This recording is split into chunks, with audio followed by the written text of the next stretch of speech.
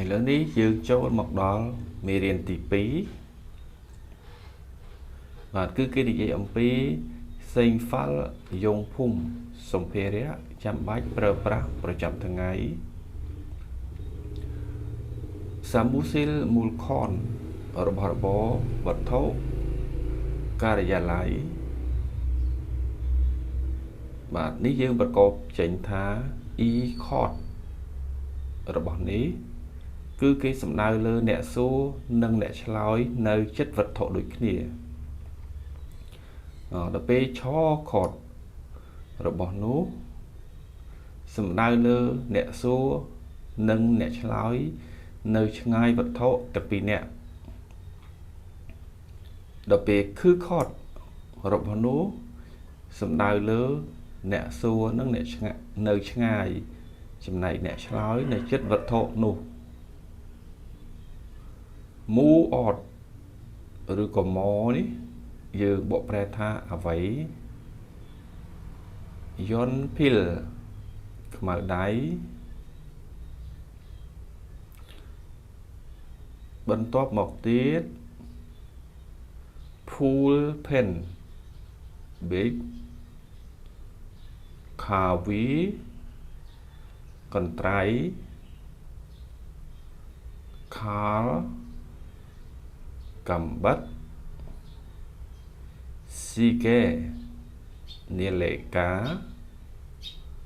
ថាលយកប្រូដេតិន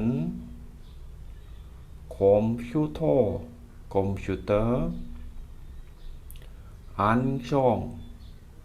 វ៉ែនតាយូថេហ្វូនឬក៏ឈូថេឆនហ្វាទូរស័ព្ទដៃ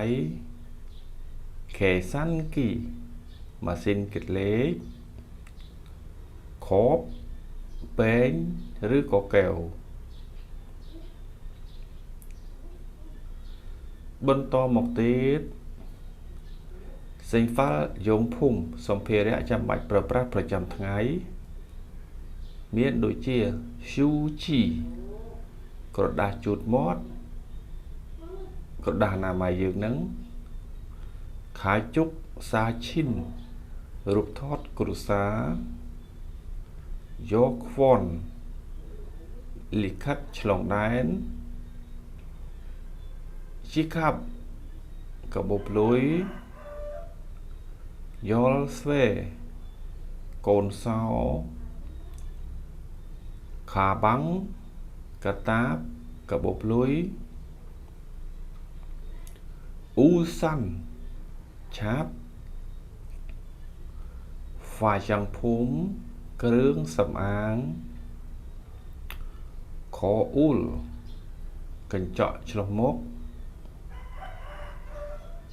ភីតក្រាស់សុតសក់ផេកេខ្នើយអ៊ីភូលភួយ